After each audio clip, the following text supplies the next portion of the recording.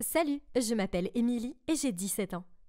Avez-vous déjà eu le courage de changer les choses que vous connaissiez trop bien? Si oui, avez-vous rencontré des difficultés? Eh bien, pour moi, oui. C'est plus que de simples changements. Et voici l'histoire de ce qui m'est arrivé l'été dernier. Et c'est vraiment fou. Alors préparez-vous. J'ai grandi dans un petit village de Pennsylvania. Quand je dis petit, je veux dire qu'il n'y avait qu'une population de 85 personnes. Il n'y avait qu'une station-service, 2 petits parcs, une épicerie et, ah oui, une seule école. Si on m'inclut, il n'y avait que 7 enfants dans ma classe. C'est vrai, 7 personnes. Et mes notes étaient parmi les plus élevées. De mes 5 ans à mes 15 ans, j'ai passé la plupart de mon temps avec les 6 mêmes camarades de classe. Après avoir passé de nombreuses années avec eux, la plupart d'entre eux ont commencé à m'énerver. À part Rose. Rose et moi sommes devenus meilleurs amis pour la vie en 3e année. D'autres enfants me taquinaient à propos de mes cheveux roux et me disaient que je ressemblais à une tomate. Mais Rose est apparue à mes côtés et leur a dit de me laisser tranquille. Et à partir de là, nous sommes devenus les meilleurs amis du monde et nous étions pratiquement inséparables. Ma vie était belle, je me sentais en sécurité dans mon petit village où tout le monde se connaissait. Dans une ville, il y avait beaucoup trop de gens à mon goût et trop de pression pour être populaire. Et je ne voulais pas de cela. Je savais que la vie dans un petit village était ce qu'il me fallait. Mais quand j'avais 16 ans, tout a changé. Un samedi après-midi, j'étais chez Rose à regarder un film, quand mes parents m'ont appelé et m'ont dit de rentrer immédiatement à la maison. J'ai trouvé cela un peu étrange, parce que mes parents ne m'appelaient généralement pas pour rentrer à la maison avant qu'il soit tard dans la nuit. Et là, il n'était que 16h30. Pourquoi avait-il besoin que je rentre à la maison? Je suis arrivée à la maison pour trouver Jake, mon frère qui pleurait. J'ai éclaté à haute voix. Que s'est-il passé? Qu'est-ce qui se passait? Me voyant en état de choc, mon père m'a dit « Émilie, on a des nouvelles. » Quelles nouvelles avaient été assez mauvaises pour faire pleurer mon frère qui n'était pas du genre émotionnel? Quelqu'un était-il atteint d'une maladie grave? Quelqu'un est-il mort? Oh non, mon chien adoré Sally était-il mort? Puis il a dit « Émilie, on m'a offert un emploi à New York. » Quoi? J'ai crié. Et il l'a accepté. C'est une opportunité incroyable pour nous tous. Et quitter ce village sera bon pour nous. Ce sera une grande aventure, a dit maman. New York? La plus grande ville de tout le pays? Non, je ne pouvais pas m'y installer. Je ne voulais pas d'une nouvelle aventure. J'étais parfaitement heureuse là où nous vivions maintenant. Et je ne voulais pas partir. Mais même si je boudais, criais ou suppliais mes parents de rester, leur décision était prise et nous déménagions. C'était horrible de le dire à Rose. Elle s'est mise en colère et je me suis sentie très mal. Je ne voulais pas la quitter, mais quel choix avais-je? J'ai passé mon dernier jour en ville avec elle. Nous avons mangé des pizzas, regardé nos films préférés, joué à nos jeux vidéo préférés et d'autres choses du genre. Quand il a fallu que je parte, je lui ai donné ma licorne en peluche pour qu'elle se souvienne de moi. Puis, nous avons pleuré dans les bras l'une de l'autre et nous avons promis de nous envoyer des SMS tous les jours. J'ai donc quitté la sécurité de mon petit village pour m'installer en ville. Notre nouvelle maison était beaucoup plus petite que mon ancienne. Mais au moins, nous pouvions garder Sally. Le premier jour d'école, j'étais terrifiée. Il y avait tellement de gens et je ne savais pas où j'étais censée aller ni ce que j'étais censée faire. Heureusement, les enfants étaient très gentils. Cette fille m'a montré où se trouvait mon casier. Et d'autres enfants m'ont laissé m'asseoir avec eux à l'heure du déjeuner. Après seulement quelques semaines de vie à New York, j'ai commencé à trouver mes repères. J'ai même compris comment naviguer dans le métro. Je me suis faite de très bons amis. Mais cela n'a pas changé le fait que Rose était toujours ma meilleure amie. Je lui envoyais des SMS tous les jours. Et parfois, nous passions des heures au téléphone ensemble. Un mois de vie urbaine s'est écoulé. Et je me suis mise à parler à un garçon de ma classe d'anglais qui s'appelle Adam. Il avait les plus beaux cheveux blonds. Et ses yeux, ils étaient bleus comme le ciel, et l'océan, et une piscine, et... Oui, si vous ne pouviez pas deviner, j'aimais vraiment Adam. Non seulement il était incroyablement mignon, mais il était aussi gentil et drôle. Nous nous sommes liés par notre amour des jeux vidéo et des chiens, et nous sommes vite devenus assez proches. Puis un jour, il m'a invitée chez lui. Ensuite, et devant une pizza géante et ce film, il m'a dit qu'il m'aimait bien et m'a demandé d'être sa petite amie. J'ai tout de suite dit oui. J'étais si excitée et j'avais hâte de le dire à Rose. Mais elle n'avait pas l'air très enthousiaste. Pendant quelques mois, tout a été parfait pour moi. La vie à l'école était géniale. Et j'avais des amis géniaux et un petit ami incroyable. Malheureusement, Rose et moi sommes éloignés l'une de l'autre. J'avais à peine le temps de lui parler au téléphone tous les soirs. C'était comme si notre emploi du temps était devenu différent. Elle appelait toujours quand j'étais occupée. Et quand je lui répondais par SMS, elle n'était pas là. Je sais qu'elle s'est toujours souciée de moi, mais ma vie très occupée m'a tout simplement emportée. Je me suis dit que ce n'était pas grave, car les choses changent et les gens ont des amis différents, bien que moins souvent qu'auparavant. Rose et moi avons continué à discuter chaque fois que nous en avions l'occasion. Une fois, je lui ai dit que je sortirais avec Adam dans un restaurant chic le lendemain. Chaque fois que je lui ai parlé d'Adam, elle n'avait pas l'air d'être d'accord. Mais cette fois-là, elle a exprimé son excitation et m'a posé beaucoup de questions sur notre rendez-vous. Ça m'a fait beaucoup de bien. Le jour venu, je suis allée retrouver Adam au restaurant qu'il nous avait réservé. Je suis entrée et j'ai attendu environ 20 minutes qu'il se montre. J'ai commencé à m'impatienter et j'ai demandé à un serveur s'il avait vu entrer un garçon aux cheveux blonds et aux yeux bleus. Le serveur m'a dit que oui, mais qu'il était parti avec une grande fille aux longs cheveux bruns et aux yeux marrons. Quoi ? Qui était la fille avec laquelle il est parti ? Et pourquoi ? J'ai pensé à toutes les personnes que je connaissais qui correspondaient à cette description. Je n'ai pensé à personne, sauf à Rose. Mais elle vivait à Pennsylvania. Pourquoi serait-elle ici, à parler avec mon petit ami ? J'ai décidé d'appeler Adam, mais il avait l'air étouffé, et j'ai entendu une fille parler en arrière-plan. On aurait dit qu'ils se disputaient. Puis l'appel a pris fin. C'était vraiment bizarre. Que s'est-il passé ?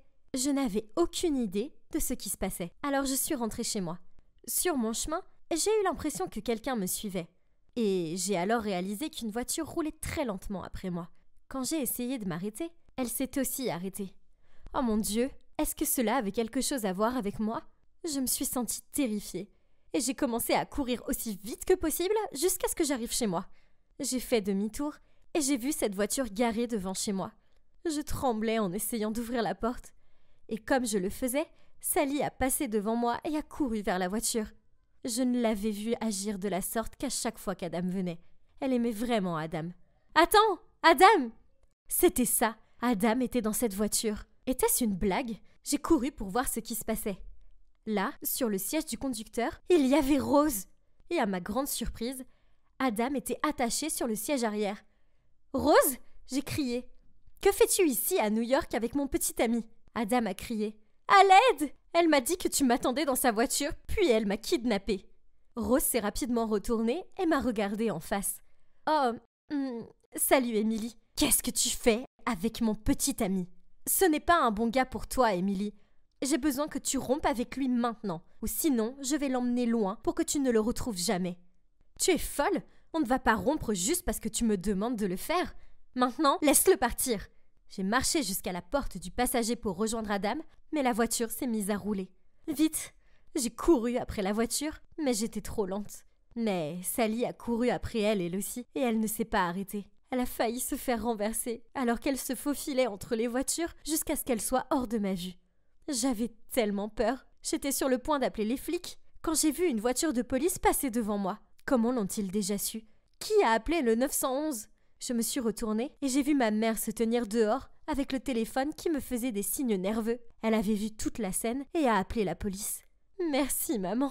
Je ne pouvais plus rien faire maintenant, sauf attendre. C'était horrible. J'étais si anxieuse. Environ 1 heure plus tard, une voiture de police s'est arrêtée à notre maison. Le flic est sorti et a ouvert la porte arrière et Sally est sortie. J'ai couru jusqu'à la voiture de police et j'ai embrassé Sally. Elle était en sécurité. Mais qu'en est-il d'Adam ? Le policier m'a dit qu'ils avaient poursuivi la voiture sur près de 3 kilomètres, jusqu'à ce qu'il la coince dans une impasse. Il a dit que Rose était très féroce et qu'elle avait essayé de résister à l'arrestation, mais qu'il l'avait emmenée au poste. À mon grand soulagement, Adam allait bien et il l'avait ramenée chez lui. Ouf ! Je n'ai pas compris. Rose était ma meilleure amie. Pourquoi aurait-elle essayé de faire du mal à mon petit ami ? J'ai appris plus tard que Rose était atteinte d'un trouble bipolaire. C'est un trouble qui provoque chez les gens des sautes d'humeur extrêmes et qui les pousse à faire des choses qui ne sont pas dans leur caractère et qui les rendent fous. Rose traversait beaucoup d'épreuves. Et quand je n'étais plus là, son père avait quitté la maison aussi. Je ne le savais pas car elle ne me l'avait pas dit. À l'époque, je ne lui parlais pas beaucoup, mais je ne m'attendais pas à ce que la séparation ressentie par Rose soit trop importante pour elle et puisse la conduire à un trouble bipolaire. J'étais son unique amie à l'époque. Elle voulait donc qu'elle soit mon unique amie aussi. Mais Adam est apparu et l'a rendue peu sûre d'elle et sérieusement jalouse. Heureusement, il n'y a pas eu de conséquences graves. J'espère vraiment que Rose recevra le traitement approprié pour son trouble. Nous ne sommes peut-être plus aussi proches, mais à mes yeux, elle sera toujours la fille qui était là pour moi quand on se moquait de moi. Et je regretterai toujours de ne pas avoir été là pour l'écouter davantage quand elle en avait besoin. Je suis toujours triste de tout cela. J'essaye de voir les choses sous un angle positif. Les choses se passent bien avec Adam, et je suis heureuse ici. Il s'avère que la vie en ville était bonne pour moi après tout.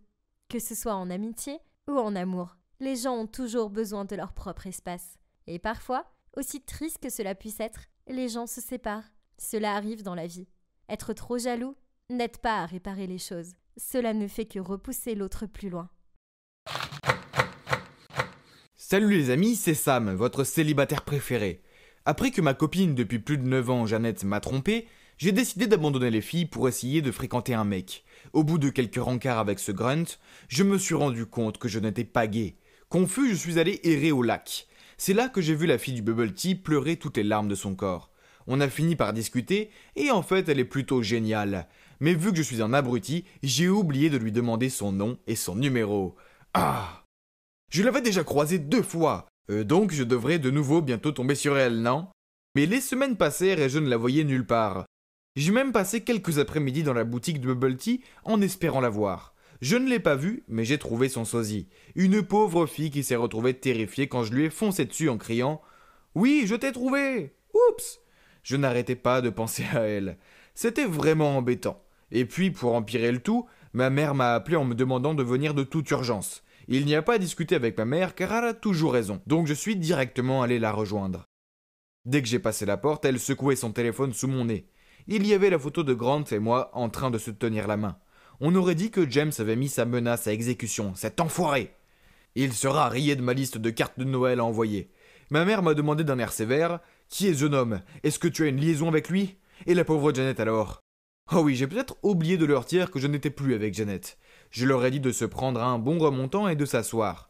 Puis je leur ai dit que Janet m'avait trompé, qu'on avait rompu, et que j'étais confus et seul et que j'avais pensé que j'étais peut-être gay, mais que j'avais fini par comprendre que non. Mes parents ne semblaient pas convaincus par mon histoire. Ils n'ont rien contre la communauté LGBT, mais ils possèdent une entreprise pharmaceutique dont j'hériterai dans quelques années, et c'est important pour eux que la famille ait un héritier. Ah, est-ce qu'ils pouvaient arrêter de réfléchir pendant un instant? Puis ma mère m'a lancé un regard noir en disant « Sam, ton père et moi insistons pour que tu arrêtes de voir cet homme, et tu t'en tiendras au rencard que nous te proposerons. Je connais une famille qui a une fille adorable de ton âge. Je les inviterai à dîner demain soir. Habille-toi bien. » Je n'avais pas d'autre choix que d'accepter. J'ai donc enfilé ce costume italien chic et oh là là, ça devrait être un crime d'être aussi canon que moi. Même moi, je me trouvais irrésistible. Ah. La famille arriva et je m'apprêtais à voir cette fille pour la première fois. Et quoi? Je la connaissais et je fus choqué en voyant que c'était la fille du bubble tea.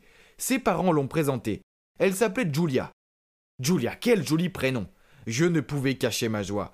Je souriais tout le temps, sans pouvoir m'arrêter, même si je devais avoir l'air un peu inquiétant. Les planètes s'étaient alignées, la fille de mes rêves était assise en face de moi. Et waouh, je ne pouvais m'empêcher de la regarder. Sa manière de manger, de boire et d'éternuer, tout était si adorable. Et oh mon Dieu, j'étais vraiment en train de tomber amoureux. Après manger, ma mère a proposé que je fasse visiter le jardin à Julia, car les roses étaient sublimes en cette saison. Dès qu'on fut dehors, elle s'est retournée vers moi en disant « Ok, écoute, tu es le 10e mec que mes parents me font rencontrer depuis 2 semaines.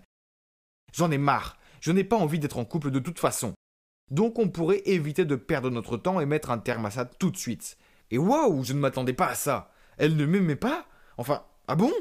Le prince charmant en costume, nom de Dieu! Cette fille devrait vraiment voir un opticien. Elle a dit « Je m'en vais ». Et elle est rentrée à l'intérieur quand j'ai eu une idée de génie. « Attends, j'ai une idée. Et si on se fiançait ?»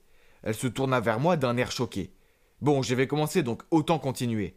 Tes parents te tapent sur les nerfs et les miens aussi. Alors on peut faire semblant d'être fiancés pour qu'ils n'aient plus à intervenir dans notre vie amoureuse. On serait tous les deux gagnants. » Julia semblait confuse et absolument pas convaincue. Donc j'ai ajouté « Tu pourras toujours fréquenter d'autres personnes, aucune attache. » C'est juste qu'on aurait sûrement à vivre ensemble pour éviter tout soupçon. Mais ce n'est pas bien grave, mon appartement est assez grand. Alors, tu en penses quoi? Je voyais que Julia réfléchissait, mais elle semblait avoir besoin d'un élan.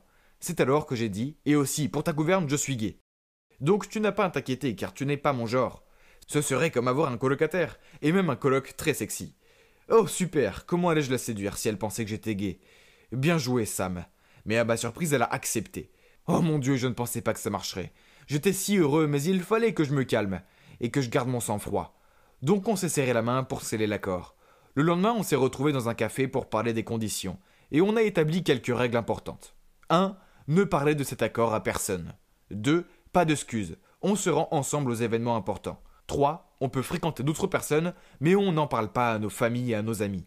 4. Personne ne doit dormir chez nous, car il n'y a pas assez de place et ce serait vraiment gênant. 5. Le mercredi soir, c'est soirée tacos. C'est non négociable. On a tous les deux signé le contrat. Waouh, je n'arrivais pas à croire que ça arrivait vraiment. J'allais entrer dans une fausse relation avec la fille de mes rêves. Enfin, qu'est-ce qui pourrait mal se passer? On a fait semblant de se fréquenter pour un mois, puis on a invité nos familles dans un restaurant chic pour leur annoncer qu'on s'était fiancés. On leur a montré la bague d'occasion qu'on avait payée à part égale et tout, et ma mère était si heureuse. Elle ne s'arrêtait pas d'enlacer tout le monde. Ensuite, on a emménagé ensemble, et mon objectif de conquérir le cœur de ma fiancée était officiellement lancé. Durant notre première nuit dans notre nouvelle maison, j'ai sorti un oreiller supplémentaire pour Julia, et j'ai mis une couette plus grande pour qu'on puisse la partager. Julia me voyait faire le lit, donc elle a demandé « Oh, qu'est-ce que tu fais? Tu ne penses quand même pas qu'on va dormir dans le même lit, si ?» Je lui ai dit que « Si, où dormir sinon ?» Elle a rigolé en disant qu'elle prenait le lit et que je pouvais dormir sur le canapé. Oh mince, c'était une bonne occasion de se rapprocher d'elle. Donc je lui ai dit que j'avais des problèmes de dos et que j'avais besoin de dormir dans un lit. Je lui ai rappelé que j'étais gay et qu'il n'y avait pas d'inquiétude à avoir. Mais elle continua de refuser, donc elle a dormi sur le canapé. Oh, elle était si têtue. Comment pourrais-je dormir sachant que ma fiancée était sur le canapé? Donc je suis allé la voir pour voir si elle était encore réveillée. Non, elle dormait profondément, et même avec la bouche ouverte, elle était super mignonne. Je m'assis au sol, près d'elle, et sans m'en rendre compte, je me suis endormi. J'avais fait ce rêve génial où Julia et moi on se courait après sur la plage, et elle me taquinait en m'éclaboussant le visage. Soudainement, je me suis réveillé en sentant un liquide sur mon visage. J'ai ouvert les yeux, et c'était Julia. Elle bavait sur moi. Ah! J'ai couru dans la chambre avant qu'elle se réveille, et qu'elle me voie couvert de sa bave, car ça aurait été un peu bizarre, non? Le lendemain matin, j'ai préparé à Julia ma spécialité pour le petit déjeuner. Des œufs brouillés, du bacon et des saucisses. Je faisais des vrais efforts de présentation, donc mes plats avaient toujours l'air de sortir d'un restaurant étoilé Michelin. Gordon Ramsay ne connaissait pas mes talents de cuisinier. Après le petit déjeuner, elle est sortie, donc j'ai décidé de faire quelques changements. J'ai fait emmener le canapé, puis j'ai décidé de lui cuisiner un bon repas. Elle est rentrée et semblait confuse quand elle a vu la table dressée avec un vase de fleurs et des bougies. « On fait quoi ?» demanda-t-elle. « Rien de spécial, je cuisine toujours comme ça, dis-je en haussant les épaules. Et où est le canapé ?» dit-elle en fronçant les sourcils. « Oh, cette vieillerie, il a cassé, il y avait des ressorts partout, c'était vraiment dangereux. Donc j'ai dû le faire emmener. Tu dormiras avec moi le temps qu'on en prenne un nouveau. » Je savais qu'elle ne pouvait pas refuser maintenant, car il n'y avait pas d'autre endroit où dormir. Mais non, elle refusait. Oh, elle devait se dire que je n'étais pas gay. Je le savais. Ok, j'avais encore un plan B. Il était temps de sortir mes mecs. Je sortis une pile de magazines du placard en disant « Ok, laisse-moi alors te trouver une couette où tu pourras dormir. » Elle regardait le magazine avec des yeux écarquillés. Oui, c'était que des magazines People avec en couverture l'homme le plus sexy du monde. Chris Hemsworth, Bradley Cooper et d'autres mecs canons. Elle allait en prendre un, mais je l'ai regardé d'un air sévère en disant « Hé, fais attention s'il te plaît, je tiens beaucoup à ces magazines. » Elle resta silencieuse un moment, puis a dit qu'on pouvait dormir dans le même lit. Oh mon Dieu, victoire! Je savais que c'était une bonne idée d'emprunter ces magazines à mon ami. Julia a pris des oreillers en plus pour les mettre au milieu du lit en disant « Ne dépasse surtout pas cette ligne. » Je souris en acquiesçant. Le lendemain matin, je me suis réveillé et fus choqué. Julia m'enlaçait dans son sommeil. Tous les oreillers qu'elle avait mis au milieu étaient par terre. On dirait qu'elle ne pouvait pas me résister. Enfin, comment lui en vouloir, je suis un beau mec. Je restais allongé là à savourer ce bon moment. Mais soudainement, elle s'est réveillée et me poussa hors du lit. Aïe, mais ça valait le coup de se faire mal, non? Et ça ne s'est pas arrêté là. Vivre avec Julia en faisant semblant d'être gay n'était pas un choix de tout repos. Je dois lui avouer, mais est-ce que cela finira par porter ses fruits? Restez à l'écoute pour le découvrir. Hey, je m'appelle Martine, j'ai 17 ans et tout le monde me considère comme un aimant à filles. Je n'y peux rien, je suis tout simplement irrésistible pour les dames. C'est quelque chose dont je suis fier. Je veux dire, être capable de séduire n'importe quelle fille que j'aime, c'est un accomplissement, n'est-ce pas? Je ne blâme pas les filles. Je me trouve irrésistible aussi. Je suis beau, riche et je peux charmer les oiseaux dans les arbres. Si je pouvais sortir avec moi-même, je le ferais. Oui, j'aime flirter avec les jolies filles, mais je suis célibataire depuis un moment maintenant. Par choix. C'est simple, les filles sont trop compliquées. Elles commencent par être gentilles et innocentes, mais quelques mois plus tard, elles se transforment en psychopathes possessives, vérifiant mon téléphone, m'accusant de les tromper et boudant quand je passe du temps avec mes amis au lieu de regarder une comédie romantique débile avec elles. Je crois que lorsqu'une relation tourne à ce point au vinaigre, il n'y a qu'un moyen de la sauver. Cependant, ma dernière ex, Zoé, était presque impossible à quitter. Quand je lui ai dit que je ne voulais plus être avec elle, elle est devenue folle. Après 355 appels manqués et 1026 messages sans réponse, elle ne semblait pas comprendre le message. De plus, elle a lancé une rumeur à l'école selon laquelle je l'avais mise enceinte et que je l'ai abandonnée. Elle et mon enfant à naître. Une après-midi passée à expliquer au directeur que Zoé mentait n'était pas une partie de plaisir pour moi. Zoé avait besoin d'être arrêtée, alors j'ai demandé de l'aide à mon meilleur ami Lucas. Oh, je ne vous ai pas parlé de Lucas. Ce n'est pas seulement un ami, c'est mon acolyte. Chaque fois que j'ai besoin de lui, il est venu sans poser de questions et a fait tout ce que je lui ai demandé. Lucas est un gars timide et un peu loufoque. C'est peut-être pour ça qu'il aime être ami avec un garçon rusé comme moi. À cette occasion, je lui ai passé une tenue de flic et lui ai dit de demander d'aller chez Zoé. Je me suis caché derrière la clôture et je regardais quand elle lui a ouvert la porte. Elle ne l'a pas reconnu. Au contraire, elle a complètement paniqué quand il lui a dit que si elle continuait à me calomnier, elle devrait l'accompagner au poste. Elle a fondu en larmes et a promis qu'elle ne mentirait plus jamais. Puis un jour, Lucas est venu me voir et m'a dit qu'il avait besoin de mon aide.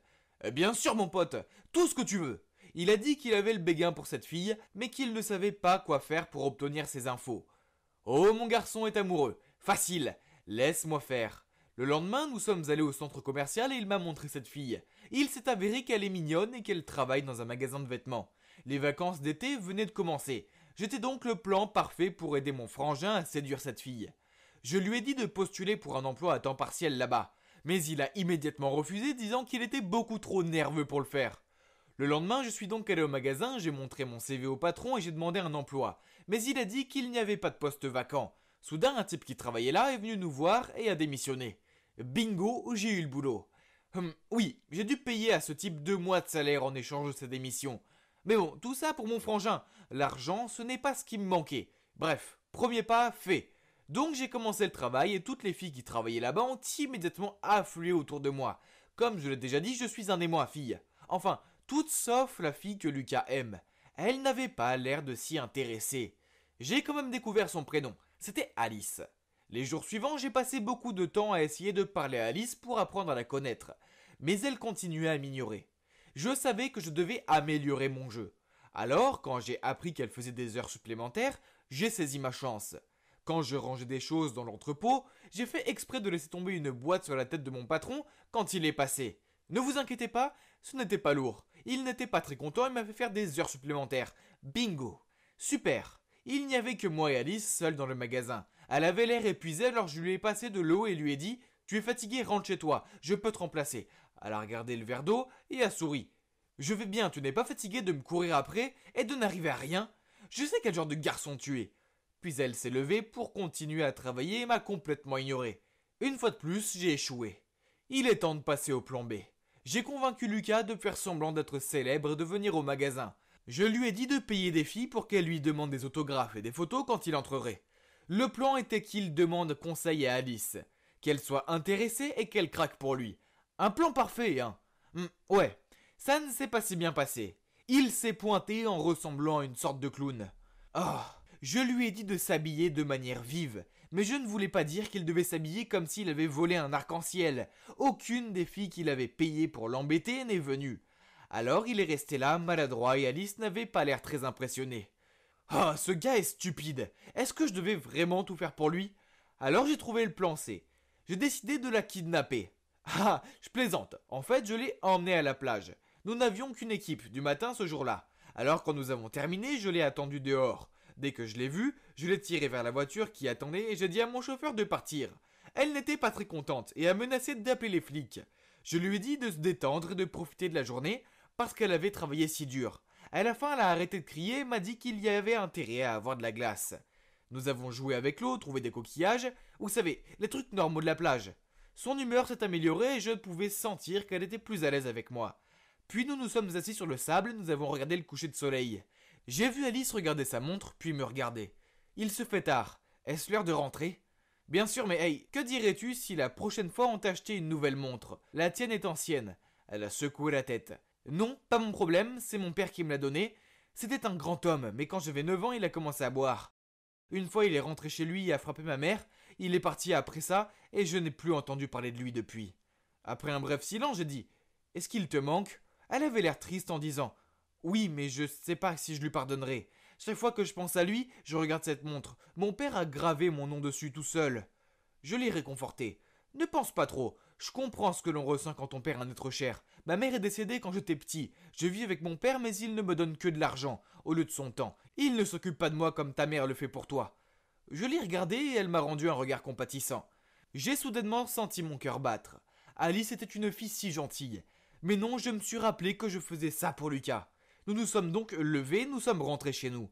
J'ai demandé à mon chauffeur de la déposer chez elle, ce qui m'a permis de découvrir où elle vit.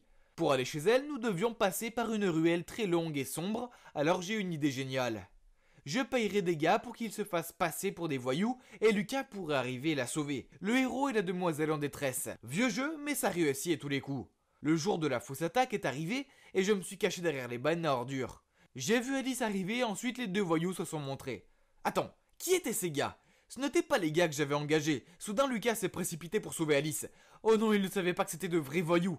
Je l'ai vu se faire plaquer au sol. Je suis trop beau pour me battre, mais dans ces circonstances, j'ai dû faire une exception. Alors j'ai sauté et j'ai donné des coups de karaté aux méchants. C'est à ce moment que mes hommes de main sont arrivés et m'ont aidé. Wow, quel bon timing. Lucas et moi avons ramené Alice à la maison avant d'entrer. Elle m'a regardé avec des yeux reconnaissants. Elle a dit « Merci beaucoup ». J'ai posé ma main sur l'épaule de Lucas et j'ai forcé un sourire. Oh, pas du tout, je passais juste par là et j'ai vu ce brave type t'aider. Puis elle m'a souri et est rentrée dans sa maison sans le regarder une seule fois. Lucas a dit « Merci mon frère ». J'ai répondu « Je suis désolé mon pote, ça a encore foiré ». Et à ma grande surprise, Lucas a dit « C'est bon, je pense que je dois abandonner de toute façon.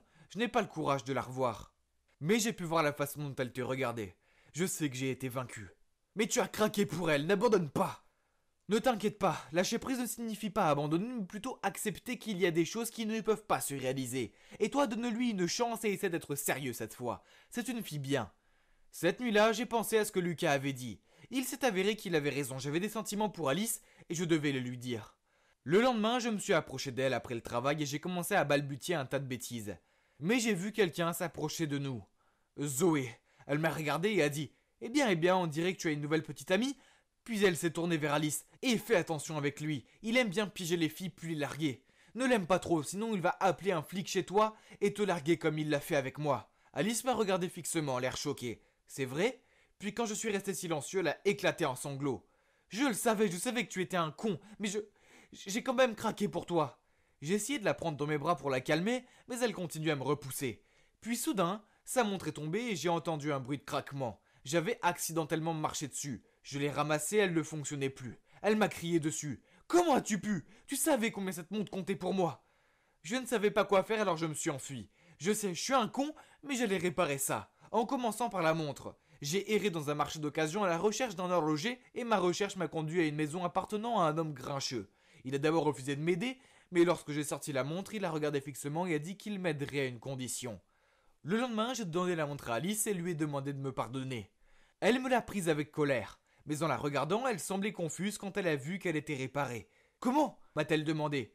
Je suis allé voir quelqu'un et cette personne veut aussi s'excuser auprès de toi. Je lui ai fait signe de se retourner. L'horloger est sorti et le visage d'Alice s'est effondré. C'était son père.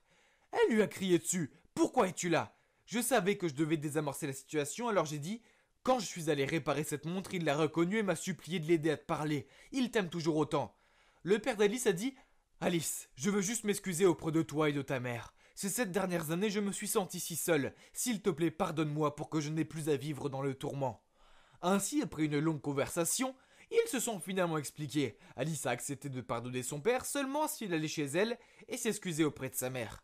Quant à moi et Alice, eh bien, elle m'a timidement remercié après cela et bien sûr, elle m'a pardonné. Je lui ai dit que je l'aimais et elle a ri. m'a donné un coup de poing dans le bras, puis elle m'a dit qu'elle m'aimait aussi. Donc nous sommes maintenant un couple officiel. Je suis peut-être un aimant à fille, mais je suis maintenant l'homme d'une seule femme. Ne vous inquiétez pas, mesdames, mon meilleur ami Lucas est toujours disponible pour des rencarts et c'est un bon parti. Parfois, dans la vie, nous faisons des choses dont nous ne sommes pas fiers. Mais honnêtement, si je devais revenir en arrière et tout recommencer, je ne changerais rien. Écoutez mon histoire et dites-moi si vous pensez que j'ai fait le bon choix. C'était un parcours de fou. Je m'appelle Delphine et j'ai grandi orpheline. Lorsque j'avais seulement 5 ans, mes parents ont été arrêtés car ils appartenaient à une sorte de mafia. Je n'avais pas de famille. Alors on m'a envoyée dans un orphelinat. J'étais trop jeune pour vraiment comprendre tout cela. Je pensais simplement que mes parents étaient tellement occupés par leur travail qu'ils n'avaient pas le temps de s'occuper de moi.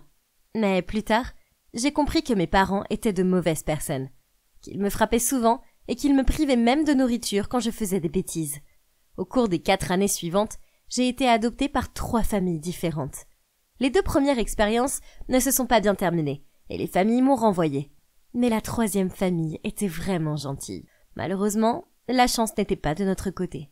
On a eu un accident de voiture. J'ai eu la chance de survivre, mais mes parents adoptifs n'ont pas survécu. J'étais dévastée et on m'a renvoyée à l'orphelinat. Je ne comprenais pas pourquoi j'étais si malchanceuse. J'avais vraiment l'impression que l'univers me punissait. Les années ont passé et aucune autre famille ne m'a adoptée. Alors dès que j'ai eu 18 ans, je suis partie et j'ai décidé de recommencer ma vie toute seule. Mais ce n'était pas facile. Je n'avais pas eu de véritable éducation et je n'arrivais pas à trouver un travail décent. J'ai fait beaucoup de boulot au hasard, comme livreuse de pizza, distribuer des prospectus dans la rue et travailler un peu dans un supermarché. Mais l'argent n'était jamais suffisant. Je détestais l'admettre, mais il m'arrivait de voler des provisions au travail. Cependant, une fois, je me suis faite prendre et bien sûr ils m'ont virée. Ça craint. Comment pourrais-je tenir jusqu'à demain avec 2 $ dans mon portefeuille maintenant ? J'ai dit à mon collègue Alice à quel point ma vie serait misérable sans ce travail. Puis Alice m'a souri et m'a dit qu'elle connaissait un autre moyen de gagner de l'argent. Elle m'a dit que ça se reproduirait une seule fois et que ce serait risqué, mais que l'argent serait suffisant pour me faire vivre pendant des années. J'étais impatiente d'en savoir plus. Mais vous ne croirez pas ce que c'était. Le travail consistait à kidnapper la fille d'une riche famille et à demander une rançon. Alice a dit que tout ce que j'avais à faire était de m'occuper de l'enfant pendant quelques jours dans un entrepôt abandonné. Et quand les parents auraient payé la rançon, ils renverraient l'enfant et je serais libre de partir avec tout mon argent. Je veux dire, ça avait l'air facile, non ? Ce n'est pas comme si je l'avais kidnappée. Je prenais juste soin d'elle pendant quelques jours. C'était plus comme une babysitter. Donc, rien ne pouvait mal tourner, pas vrai ? La petite fille s'appelait Louise et elle avait juste 2 ans. Ses parents, Monsieur et Madame Taylor, étaient connus et ils étaient très riches. Le plan était en fait très simple. Tous les dimanches, sa nounou l'emmenait au parc et c'est là qu'elle devait être kidnappée. Vous vous demandez probablement si ça a bien tourné. Eh bien, je ne suis pas en prison en ce moment, alors voilà. J'attendais dans l'entrepôt et ils ont amené Louise. Maintenant, tout ce que nous avions à faire était d'attendre. L'entrepôt était assez miteux, mais il y avait de quoi survivre. Au début, Louise a beaucoup pleuré et je n'arrivais pas à la calmer. J'ai essayé de lui faire écouter Baby Shark sur YouTube. Écoutez-le ou pas, ça a marché et elle a arrêté immédiatement. Dans la nuit, Alice a appelé pour dire que les parents de Louise refusaient de payer et que la police était impliquée. Oh mon Dieu! Et maintenant quoi? Ils ne pouvaient pas me laisser ici avec cette gamine. La seule option à laquelle Alice a pensé était que Louise et moi nous cachions dans la ferme de ses grands-parents pendant quelques années. Puis, quand l'affaire se serait calmée et que tout le monde l'aurait oubliée, nous pourrions laisser Louise devant un poste de police. C'était de la folie! Mais quel choix avais-je? Le visage de Louise figurait maintenant sur tous les journaux et les pages web, sans parler du fait que je ne savais rien de l'éducation d'un enfant. Quel désastre! Mais hé, au moins j'aurais pu déménager dans une ferme.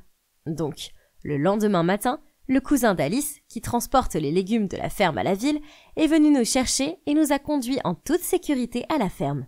C'était parfait, parce que les grands-parents d'Alice n'avaient pas de télévision ni d'internet, donc ils ne savaient rien de l'enfant disparu.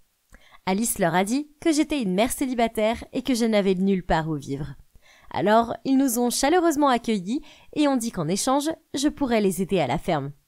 Ces premières semaines ont été une torture. Louise était si méchante. Chaque fois que je lui donnais à manger, elle jetait sa nourriture autour d'elle. Et une fois, elle a jeté un bol de soupe chaude sur ma tête. Après ça, j'ai été tentée de la laisser crever de faim. Je ne pouvais pas la supporter. Pour être honnête, je la détestais. Je regrettais tellement de m'être impliquée dans cette histoire à chaque fois que je voyais son visage.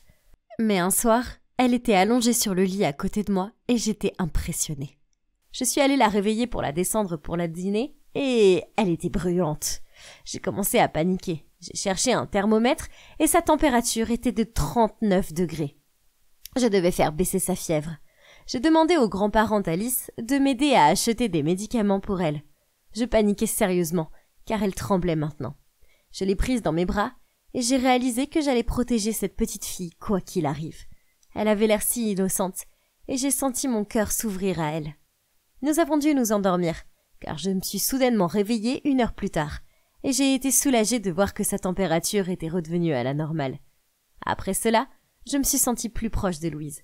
Et honnêtement, elle était plutôt mignonne. Bientôt, je cousais ses petites robes et je cuisinais ses plats préférés. Nous avions en fait beaucoup de choses en commun.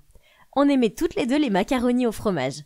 On détestait les carottes et on était accros au chocolat. Très vite, 1 année s'est écoulée. Et Louise a commencé à parler. Et puis, elle a commencé à chanter. Et oh les gars, elle est la chose la plus adorable qui soit. Et puis un jour, elle s'est tournée vers moi et m'a dit « Maman !» J'ai presque pleuré, je me sentais si heureuse. Mais ce n'était pas bien. Je devais la rendre à ses parents. Elle ne méritait pas de vivre une vie loin d'eux, comme j'ai dû la vivre moi loin des miens. Alors, j'ai fait quelque chose de fou. J'ai vu que les parents de Louise cherchaient une femme de ménage à temps partiel. Alors j'ai utilisé un faux nom et j'ai postulé pour le job. Je voulais savoir si c'était sûr de rendre Louise sans me faire prendre. Mais il a été immédiatement clair que quelque chose n'allait pas. C'était comme si elle ne leur manquait pas. Je veux dire, imaginez si votre enfant avait été kidnappé. Vous pleureriez sûrement beaucoup, non? Cette famille était différente. Tout ce qu'ils semblaient faire était de travailler. C'était si facile de se faufiler dans leur maison. Ils partaient au travail à 9h tous les matins et ne revenaient qu'à 19h. La chose dont je devais me méfier était Madame Roberts, la gouvernante. Un jour, je cherchais la chambre de Louise pour voir si je pouvais prendre certains de ses jouets. Mais je ne la trouvais nulle part. Il n'y avait pas une seule pièce qui ressemblait à celle d'un enfant de 2 ans. Avait-il vraiment déjà rangé sa chambre? Ou ils ont juste abandonné tout espoir? Alors, j'ai décidé de fouiller le sous-sol et, pote, j'ai trouvé une boîte pleine de jouets. Mais ce n'était pas la seule chose qui s'y trouvait. Il y avait aussi une photo froissée. Curieux, je l'ai dépliée et j'ai vu une petite fille sur la photo. J'ai gelé. Cette petite fille n'était pas Louise. Elle avait environ 5 ans et me semblait familière. C'était comme si je l'avais déjà vue auparavant. Est-ce possible? Est-ce que c'est moi? Mais pourquoi les parents de Louise avaient-ils une photo de moi? Soudain, Madame Roberts est apparue et a dit « Qu'est-ce que vous faites ici? Je savais qu'il y avait quelque chose de louche chez vous. Je vais appeler Madame Taylor. » Elle a rapidement pris son téléphone et était sur le point de composer son numéro. Je le lui ai pris, mais cette vieille dame était forte. Nous nous sommes battus pour son téléphone. Puis elle m'a lâché. Elle a eu un air choqué et m'a pointé du doigt d'une voix tremblante. Elle a dit « Tu es Delphine, n'est-ce pas ?» J'étais stupéfaite. Comment connaissait-elle mon vrai nom? Oh mon Dieu, elle devait savoir que j'avais kidnappé Louise. J'étais probablement sur le point d'aller en prison. Mais elle a continué à parler, et j'ai cru que j'allais m'évanouir. Les parents de Louise étaient aussi mes parents biologiques, ce qui faisait de Louise ma sœur. Madame Roberts m'avait reconnue parce qu'elle avait vu la cicatrice sur mon bras, qu'elle disait que j'avais eue en tombant d'un arbre. Elle travaillait pour ma famille avant même ma naissance. Mais ensuite, elle a dit quelque chose qui m'a choquée encore plus. « Ne reviens pas dans cette famille, Delphine. S'il te plaît, c'est pour ton propre bien. Si tu restes, tu seras en danger, comme la pauvre petite Louise. Il ne se souciait pas du tout d'elle. Il la laissait souvent mourir de faim. Et puis elle a été kidnappée. Ils n'ont même pas pris la peine de la chercher. Ils sont cruels et sans cœur, et tout ce qui les intéresse, c'est de faire de l'argent. Avoir un enfant pour eux n'était qu'une partie de la couverture pour leurs affaires illégales. J'espère vraiment que Louise est dans un endroit plus sûr maintenant. Tout est mieux que cette famille. Oh mon Dieu, c'était vraiment fou! Après toutes ces années, j'avais enfin retrouvé mes parents. Mais au fond de moi, je savais que Madame Roberts avait raison. Si Louise et moi revenions, nos vies seraient un enfer. Avant de quitter la pièce, j'ai posé une dernière question à Madame Roberts. Mes parents m'ont-ils cherché quand ils sont sortis de prison? Madame Roberts a secoué la tête avec tristesse. Mais soyons honnêtes, je connaissais la réponse avant même de la poser. Alors, je suis retournée à la ferme et j'ai continué à m'occuper de Louise. Maintenant que je savais qu'elle était ma sœur, je l'aimais encore plus. Je me suis promis de lui donner la vie qu'elle méritait. Cela fait 10 ans maintenant, et on s'en sort très bien. Nos parents ont un peu cherché Louise, mais seulement pendant 1 mois. Puis, ils ont abandonné. Madame Roberts avait raison. Ils ne se souciaient pas de Louise, ni de moi d'ailleurs. Quand on s'est sentis en sécurité, Louise et moi avons déménagé au Canada. J'ai commencé à travailler dans différents endroits, et j'ai même pris quelques cours. Il s'avère que j'ai une passion pour les plantes, ce que je dois au temps passé à la ferme. J'ai donc ouvert un petit magasin de plantes, et les affaires marchent très bien. Louise est ma motivation, et c'est grâce à elle que je travaille si dur et que je continue de me battre pour nos vies. Maintenant, nous sommes plus heureuses que nous ne l'avons jamais été. Quand Louise aura 18 ans, je lui dirai tout. Mais pour l'instant, je vais la laisser penser que nos parents ne sont pas de gens méchants et qu'ils sont juste occupés à travailler dans un autre pays. Alors, qu'est-ce que vous en pensez? Est-ce que vous êtes d'accord que j'ai fait le bon choix? Je pense que oui. Avez-vous déjà eu l'impression que votre famille est maudite? Je vis avec ma grand-mère, ma mère et ma grande sœur. Je suis entourée de femmes, mais pas un seul homme.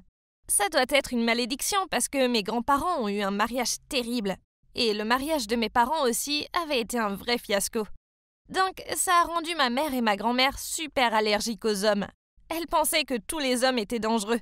Et nous avertissaient toujours, ma sœur et moi, de ne pas nous approcher des garçons. Au fait, je m'appelle Myriam, et ma sœur s'appelle Axel. C'est la gentille qui écoute toujours ce que disent maman et grand-mère.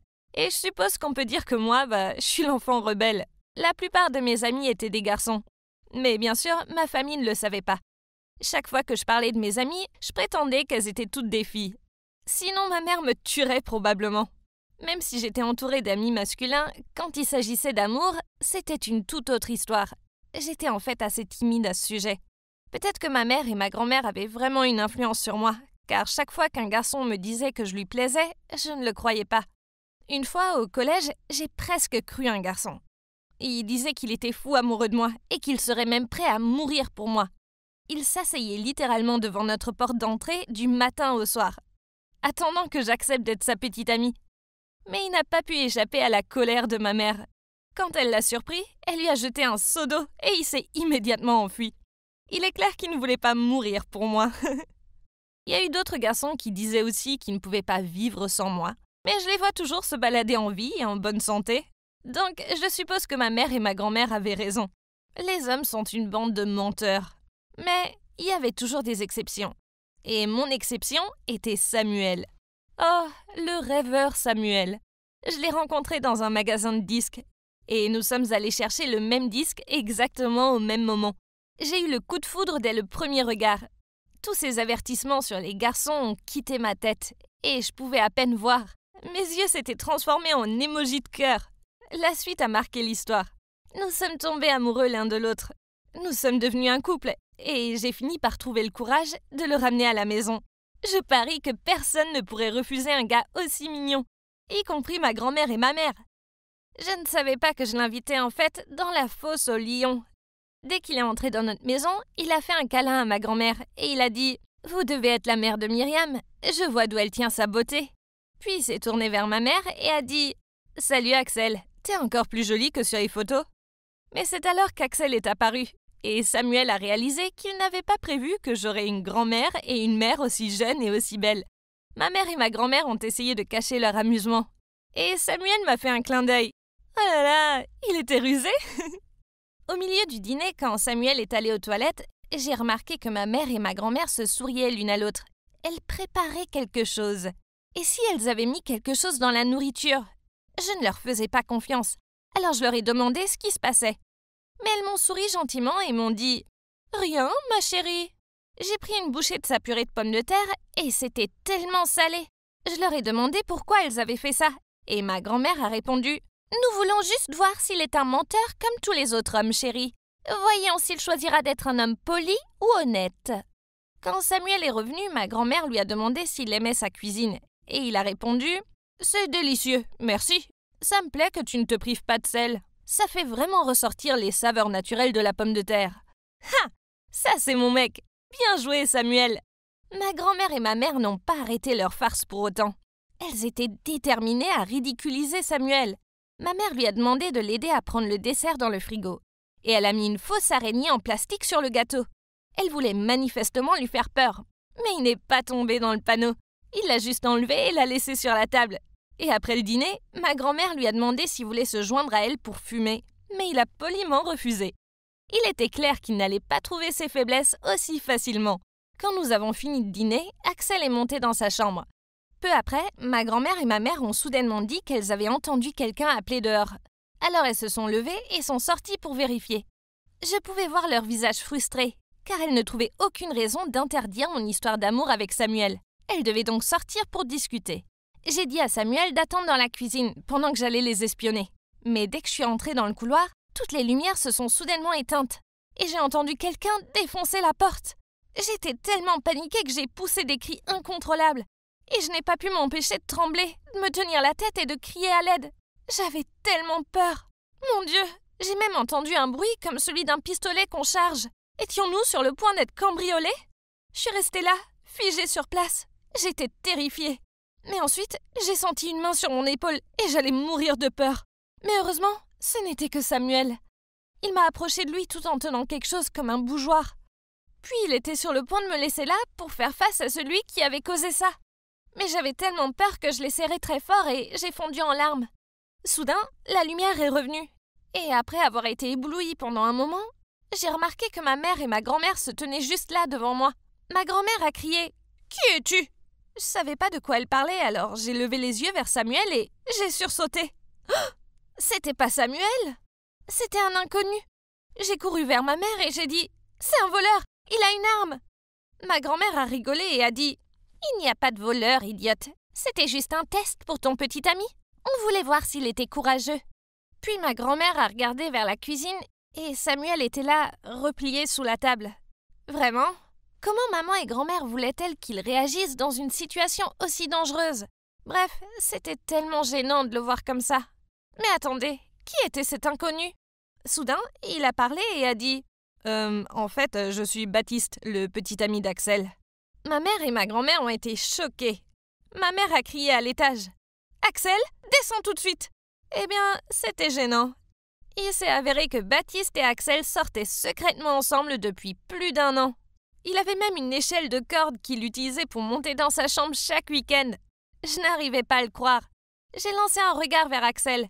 Tout ce temps, j'ai cru que cette jeune fille était innocente et qu'elle lisait dans sa chambre, alors qu'en fait, elle faisait semblant de croire à tout ce que maman et grand-mère disaient et qu'elle se faufilait avec un petit ami derrière notre dos. Bien qu'on ne puisse pas nier que Baptiste était un bon gars. Dès que les lumières s'étaient éteintes, il avait caché Axel dans un coin et était descendu pour enquêter et s'occuper de moi, sans se soucier du danger. Pauvre Samuel, il n'avait pas réussi ce test-là. Mais je ne pouvais pas lui en vouloir. Quant à ma mère et ma grand-mère, elles étaient tellement choquées qu'elles ne pouvaient même pas parler. Axel leur a demandé d'accepter Baptiste et de leur donner la permission officielle de sortir ensemble. Mais ma mère et ma grand-mère l'ont simplement ignoré et sont allées dans leur chambre. Après ça, Baptiste était souvent là. Mais ma mère et ma grand-mère l'ont traité de la même façon qu'elle l'avait fait avec Samuel, en n'arrêtant pas de le tester. Un soir, elles ont même fait un test pour voir s'il était intelligent. Et elles ont même envoyé de faux messages sur le téléphone de Axel en prétendant être un autre gars pour voir s'il serait jaloux. Mais il n'est pas tombé dans le panneau. Axel et lui formaient un couple solide. Pauvre Baptiste et Samuel, ils n'avaient pas de répit. Ma mère et ma grand-mère disaient constamment que Samuel était un lâche et que Baptiste était sournois. Et elles étaient si grossières avec eux. J'ai réalisé qu'aucun homme ne pourrait jamais les satisfaire. Leur passé les hantait toujours et leurs préjugés étaient si extrêmes. Mais peu importe à quel point elles détestaient nos petits amis, Axel et moi n'allions pas abandonner. L'anniversaire de ma grand-mère est arrivé. Et Axel et moi avions dit que nous avions un gros cadeau pour elle. La réponse de grand-mère a été « Les filles, le seul cadeau que je veux maintenant, c'est que vous larguiez toutes les deux vos petits amis. C'est la seule chose qui me rendra heureuse. » Axel a souri et a dit « Bien sûr, grand-mère, tout ce que tu veux. » Puis elle a sorti un test de grossesse et a dit « Mais grand-mère, je vais avoir un bébé avec Baptiste, mais si ça peut te faire plaisir, Je romprai avec lui et j'élèverai le bébé toute seule. Comme tu as élevé maman et comme maman a élevé Myriam et moi. Ma mère et ma grand-mère semblaient sur le point de s'évanouir. Et avant qu'elle ne puisse en dire plus, j'ai continué. Samuel et moi aussi allons rompre, même si je veux que vous sachiez à quel point je l'aime. Si tu préfères que je sois seule pour le reste de ma vie, je le ferai. Parce que, comme tu le dis toujours, les hommes sont du poison. En fait, j'ai décidé d'entrer au couvent. Je quitte l'école et je pars pour le monastère la semaine prochaine. À ce moment-là, ma mère a fondu en larmes et m'a pris la main en disant « Bébé, non, ne choisis pas un chemin si solitaire, reste avec nous !» Ma grand-mère pleurait aussi et prenait Axel dans ses bras en disant « Chérie, ne sois pas stupide, ton bébé ne peut pas grandir sans père. Baptiste est un type formidable. Ne m'écoute pas, il est génial. Je suis tellement désolée. » Donc voilà, Axel et moi sommes toujours avec Baptiste et Samuel. Et nous ne pourrions pas être plus heureuses. Maman et grand-mère ont fini par les accepter. Et j'ose le dire, elles sont même gentilles avec eux maintenant. Il y a juste un petit problème. Comment Axel va-t-elle expliquer le fait que son ventre ne grossit pas? Wink wink. On dirait que ma mère et ma grand-mère ne sont pas les seules à savoir tester les gens. Ça doit être dans nos veines. Souhaitez-nous bonne chance. Bonjour, je m'appelle Inès. Et ma vie au lycée a pris un tournant radical grâce à ma mère folle et surprotectrice. Mes parents ont divorcé quand j'étais petite. Je suis restée avec ma mère. Mais elle travaillait pour le département des enquêtes criminelles, ce qui signifie qu'elle était très occupée et que les tâches ménagères n'étaient jamais faites et que nous vivions de plats à emporter. Croyez-moi, manger de la pizza et du riz aux œufs tous les soirs n'est pas aussi bon que ça en a l'air. Mes grands-parents voyaient que ma mère avait du mal à gérer ses engagements professionnels et familiaux, alors je suis allée vivre chez eux. Cela ne me dérangeait pas, car ma mère me rendait toujours visite le week-end. Et en plus, les repas de grand-mère sont délicieux. Mais ensuite, maman a changé de service. Elle est passée de la poursuite des criminels à la gestion de la paperasse au commissariat. En raison de ces changements de position, elle avait beaucoup plus de temps libre. Alors, je suis retournée vivre avec elle. C'est en vivant avec elle que j'ai réalisé à quel point elle était différente de moi. Quand je dis différente, c'est carrément mon opposé. Car elle est forte, féroce et impulsive. En fait, elle est comme un homme. Alors que moi, je suis une fille douce et féminine qui aime porter de jolis vêtements et regarder des films romantiques. Vous pouvez imaginer mon horreur lorsque j'ai invité ma meilleure amie, Eva, et que maman se promenait dans la maison avec un débardeur tête de mort, un jean déchiré et des bottes de motard. On aurait dit qu'elle allait faire un rallye à vélo. Ouais, c'était juste son style habituel. Mais je m'attendais à ce qu'elle agisse au moins normalement une fois quand nous recevons quelqu'un. C'était vraiment dégoûtant, elle avait presque 40 ans, pas 15. Ensuite, le jour de ma rentrée au lycée, maman a insisté pour m'emmener et me récupérer, car elle avait peur qu'il y ait des bandits dans le bus. Ouais, je sais, c'était ridicule. Je veux dire, à quel point pense-t-elle que je suis fragile? Mais je ne voulais pas la contrarier, alors j'ai accepté à contre-cœur. L'école est finie et je discutais avec mes amis en attendant que ma mère arrive. Quand nous avons soudain entendu le bruit d'une moto qui se dirigeait vers l'école. Mes amis et moi étions si contentes et avons sifflé en pensant qu'un joli garçon passait par là. Mais alors la moto s'est arrêtée près de nous et le conducteur a enlevé son casque. J'ai littéralement voulu m'évanouir. C'était ma mère bien-aimée. Oh bon sang, que diable faisait-elle? Ma mère a crié de joie. « Hey Inès, monte !» Puis elle m'a tendu un casque de réserve. Je vous jure que c'était comme si toute l'école était dehors à nous regarder. Comme c'est embarrassant. Quand nous sommes arrivés à la maison, je lui ai demandé d'où venait la moto. Elle a répondu « Quoi ? Oh, tu veux dire Eleanor ? Je l'ai achetée la semaine dernière. Il faisait si beau aujourd'hui que j'ai pensé la faire sortir. » Ouais, vous avez bien entendu. Ma mère a donné le nom d'Eleanor Roosevelt à sa moto. Incroyable. L'embarras ne s'est pas arrêté là. Oh non. Un jour, mon professeur nous a informé que demain, après l'école, il y avait une réunion parents-prof. Je ne voulais pas que maman se présente dans une tenue d'adolescente rebelle. Alors j'ai cherché dans son armoire quelque chose qui ressemble à une maman. Mais non, tout ce que ma mère possédait était des t-shirts, des shorts déchirés et des hauts courts. Oh. Alors je suis allée sur Internet et j'ai trouvé cette magnifique robe bleue, puis je lui ai dit de l'acheter. Le lendemain, après l'école, j'ai attendu ma mère dans ma salle de classe. Tous les parents étaient déjà là, seule ma mère manquait à l'appel. J'étais sur le point de l'appeler quand soudain quelqu'un est entré dans la pièce. Oh mon Dieu! Dites-moi que je rêve! C'était ma mère! Et vous ne croirez pas ce qu'elle portait? Non, c'était pas la robe bleue. mais plutôt cette robe en cuir noir super moulante, des lunettes de soleil noires, des talons de 10 pouces de haut et un collier noir. Elle avait l'air de venir d'un film de vampire. Tout le monde était bouche bée devant elle. Je pense que certains des papas étaient même en train de baver un peu. Quand je l'ai confrontée à ce sujet, elle a juste haussé les épaules et dit « Chérie, cette robe est bien plus mon style que la bleue. » C'était officiellement le moment le plus embarrassant de ma vie. Merci maman. Pourquoi ne pouvait-elle pas être comme moi? Je veux dire, je commençais à penser que j'étais l'adulte ici, pas elle. L'embarras ne s'est pas arrêté là non plus. Au lieu de cela, elle l'a amené à un tout autre niveau. Mon école avait prévu un voyage de camping et j'étais tellement contente. Maman voulait venir et superviser, mais j'ai fermement dit non. Elle a commencé à dire « Mais chérie, tu ne sais pas à quel point les bois sont dangereux, et si tu te fais mordre par un serpent, tu sais comment gérer ça? Je ne pense pas. » Quoi? Elle était juste complètement ridicule à nouveau. Nous sommes disputés pendant un moment, mais à la fin, elle a accepté de me laisser y aller sans elle.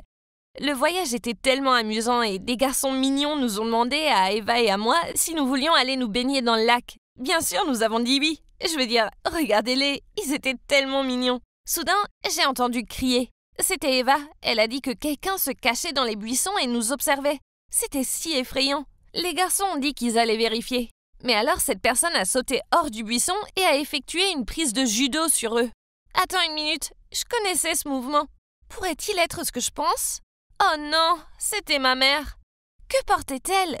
Elle était en tenue militaire, elle avait même des jumelles. Bon sang, maman! Qu'est-ce que tu faisais là avec une tête de G.I. Joe? J'ai pas pu retenir mes larmes et j'ai crié. Oh mon Dieu, pourquoi tu ne peux pas me laisser tranquille? T'es en train de tout gâcher! Puis j'ai couru jusqu'au camp. Elle est partie après ça, mais je me suis sentie si embarrassée pendant tout le reste du voyage. Quand je suis rentrée à la maison, ma mère s'est immédiatement excusée et m'a juré qu'une telle chose ne se reproduirait plus. Je pouvais voir dans ses yeux qu'elle le pensait vraiment, alors je lui ai donné une autre chance. Elle s'est beaucoup calmée après ça et m'a laissée aller à l'école toute seule. C'était un grand progrès, pas vrai? Peu de temps après, j'ai commencé à sortir avec un garçon qui s'appelait Joseph, et il était vraiment canon. Il était l'un des enfants les plus populaires de l'école, et je n'arrivais toujours pas à croire qu'il m'avait choisi. Je sais pas comment maman l'a découvert, mais elle l'a fait, et elle a insisté pour l'inviter à dîner. Je lui ai fait promettre de ne rien faire de fou. Je veux dire, quelle était la pire chose qui pouvait arriver? Le dîner se passait bien jusqu'au dessert. Puis maman a commencé à lui poser des questions gênantes, comme « Joseph, avec combien de filles es-tu sorti? Et je suppose que vous avez des cours de santé à l'école, ou dois-je vous rappeler quelques faits importants? » Oh mon Dieu, maman! Ces questions étaient plus qu'embarrassantes. Joseph est resté assis avec un sourire gêné sur le visage et n'a pas répondu. Mais alors maman a annoncé qu'il était très tard et l'a pratiquement poussé hors de la maison. Oh, il n'était que 20h30. Après son départ, je suis allée directement voir ma mère et nous avons commencé à nous disputer encore. « Maman, t'étais d'accord pour ne pas faire de bêtises. Pourquoi tu ne peux pas agir comme une mère normale ?» Et elle a répondu « Oh chérie, ce Joseph est vraiment mignon, mais il n'est pas du tout fait pour toi. Je connais son genre, ils ne veulent que profiter des filles douces comme toi. » Quoi? Des filles comme moi? Qu'est-ce que c'est censé vouloir dire? J'ai répondu en criant « Tu le fais encore! Tu es surprotectrice! C'est parce que tu n'es pas assez forte. Si tu ne faisais pas ta fillette et que tu étais une dure à cuire comme ta mère, je n'aurais pas à te protéger tout le temps. » J'étais en colère. Je suis montée dans ma chambre et j'ai claqué la porte. J'allais vraiment lui prouver qu'elle avait tort pour Joseph et que je n'avais pas besoin de sa protection. Heureusement, maman n'avait pas fait fuir Joseph. Ouf, il m'a dit que ses parents étaient aussi très gênants. Un soir, Joseph m'a emmenée dans un restaurant sympa. Il y avait des bougies, de la musique live et les repas étaient délicieux. C'était tellement romantique. Puis, il a touché ma main et s'est rapproché. C'était si excitant. J'étais sur le point d'avoir mon premier baiser. Soudain, une personne a frappé sur la table voisine et a gâché le moment.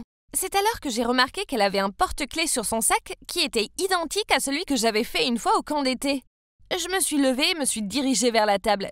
Une dame d'âge moyen aux cheveux blonds et aux lunettes de soleil était assise là. J'ai essayé de regarder son visage, mais c'était comme si elle m'évitait.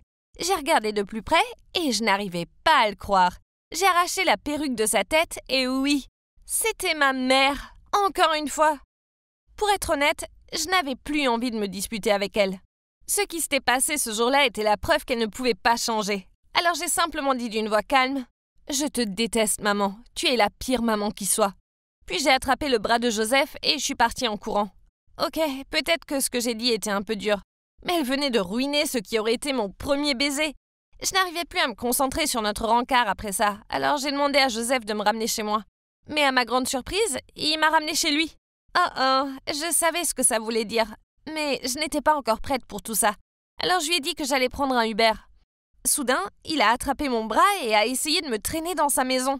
Je n'arrivais pas à croire que ça se passait vraiment. Maman avait raison à son sujet.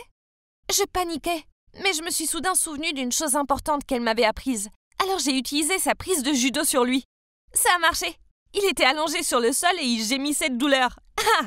Et c'est alors que ma mère est arrivée sur sa moto. Dès que je l'ai vue, j'ai couru vers elle. Je l'ai serrée et j'ai pleuré comme un bébé dans ses bras. Vous devez vous demander comment ma mère m'a trouvée. Eh bien, quand Joseph est venu dîner, elle a volé son téléphone et l'a piraté pour avoir accès à tous ses messages et à sa position.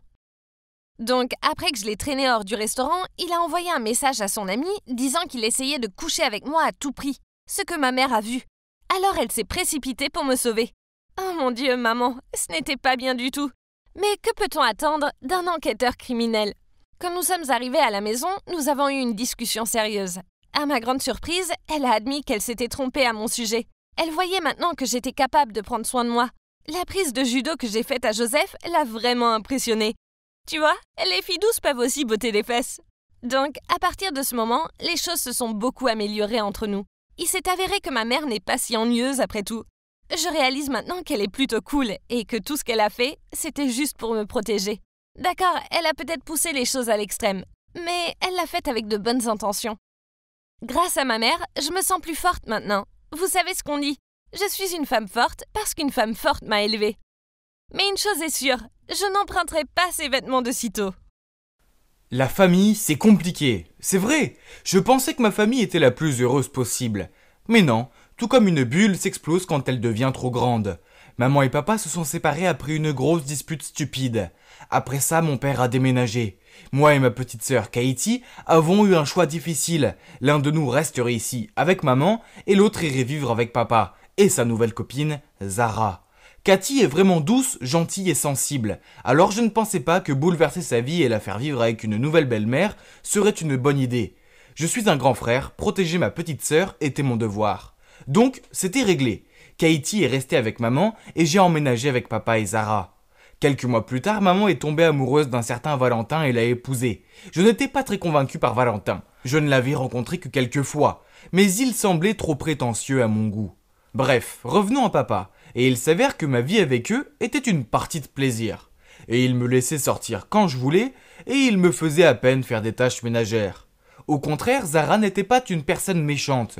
Elle me traitait comme un membre de la famille, et, pour mon 16e anniversaire, elle a même suggéré à mon père de me surprendre avec ma propre voiture. Des jours heureux. Mais il y avait un hic. D'après les messages de ma sœur, je sentais que les choses n'étaient pas si roses avec elle. Donc je suis allé lui montrer ma nouvelle voiture. Enfin, c'était juste une excuse pour aller vérifier comment ça se passait. Je suis entré dans la maison pour trouver Katie en train de vider le lave-vaisselle. Elle pleurait. Je comprends, les tâches ménagères sont nulles, mais ce n'était pas assez terrible pour faire pleurer quelqu'un. Il y a quelque chose qui cloche. Je lui ai préparé une boisson et on s'est assis et on a parlé. Elle m'a dit que c'était Valentin, qu'il ne l'aimait pas et qu'il lui causait toujours des problèmes. Katie a dit « Il m'a toujours considéré comme une épine dans le pied, car il voulait que maman passe tout son temps avec lui. Il exigeait que je fasse toutes les tâches ménagères, mais quand maman rentrait du travail, il disait qu'il les avait faites. Si j'essayais de lui poser des questions à ce sujet, il me mettait dans le pétrin et en racontant des mensonges à maman à mon sujet. Comme la fois où il a dit que je l'avais insulté et que j'avais volé 20 $ dans son portefeuille. Je n'ai pas aimé ce que j'ai entendu, donc je lui ai demandé « As-tu essayé de dire à maman ce qui se passe ?» Elle a hoché la tête et a soufflé. Oui, elle a dit que je suis juste paresseuse et jalouse. J'ai répondu « On dirait que maman est aveuglée par l'amour. » Ne t'inquiète pas, sœurette, elle va bientôt revenir à la raison. Elle a retenu ses larmes et a dit « Je l'espère, Thomas, parce que ça craint vraiment ici. Je lui ai dit de me prévenir la prochaine fois que Valentin faisait quelque chose de louche. Waouh, il s'avère que ce type aime donner des coups bas. Quelques jours plus tard, il a remplacé l'huile de cuisson par du whisky, et quand maman a commencé à cuisiner, tout a pris feu. Valentin s'est précipité à la rescousse et il a accusé Katie en disant qu'il l'avait vue tenir la bouteille de whisky hier soir. Mais il a supposé qu'elle essayait simplement de la voler.